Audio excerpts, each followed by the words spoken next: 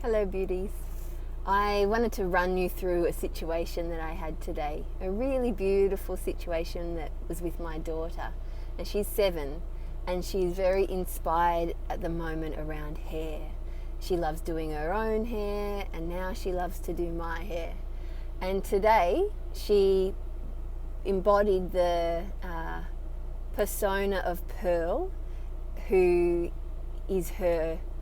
she is when she's a hairdresser, and she took me through a whole process of separating. That's why my hair's like slightly massive, but braiding and doing piggy ponies all over my head, and my front was also in these very, very tight little plaits right at the front of my head.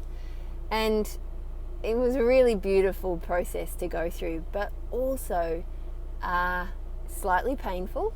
If anyone else has had a child, spend a lot of time brushing, combing, putting loom bands in your hair. And so I found myself in this kind of place that a lot of us do, I think, as mothers, where you're just torn between supporting and loving and going along with something that your child is doing because they're inspired and they're having a wonderful time in it, and also balancing your own needs of, oh fuck, this is like, it's really hurting and I really want to take it out. And like, I really did look very, very strange and I kept it in. I kept it in for about 2.5 hours, and she was saying to me, you can have it in for days, Mama. Oh, you're going to love it. Oh, you'll have it in and you'll be able to wear it tomorrow and that. And I was thinking, oh my God, I just want to take it out right now. But you know, you don't want to disappoint them. And so I found myself really just kind of, well, actually I got more and more irritated because it was kind of pulling, especially these front bits, like pulling on these little micro hairs that were really done up with lacquer bands. So I just kind of, I lay there, I just had to lie down for a second and just really get clear on how I was going to broach this with her, that I couldn't keep it in. And so I did, I said to her, look, I really love my hair, I love it so much. It's just that these front ones are really pulling really tight on my head, and I just think I'm going to have to just take them out. I really love them. I'd really, I don't think I said I really want to keep them in, but her little face just dropped, and she said, you want to take them out? And she's also got them in her hair, of course. And so it was just such a practice of honouring my own needs while being honest with her.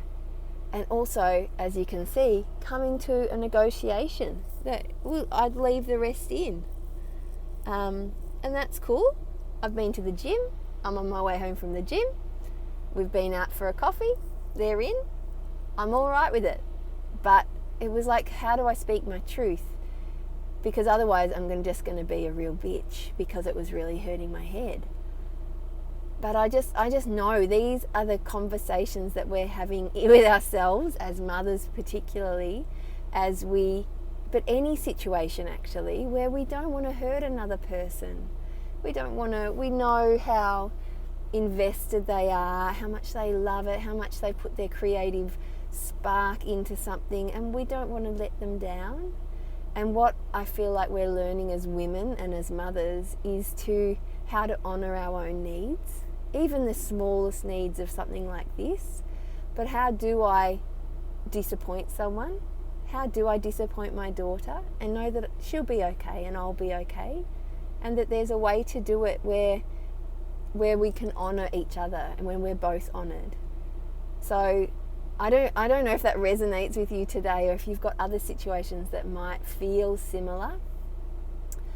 But I'd love you to share, if you do, below, if your kids or if any friends, or just letting people down.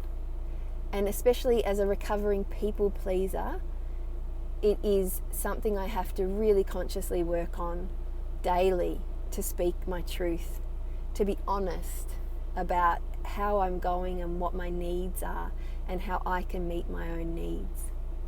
So I'm sending you lots of love. Mwah.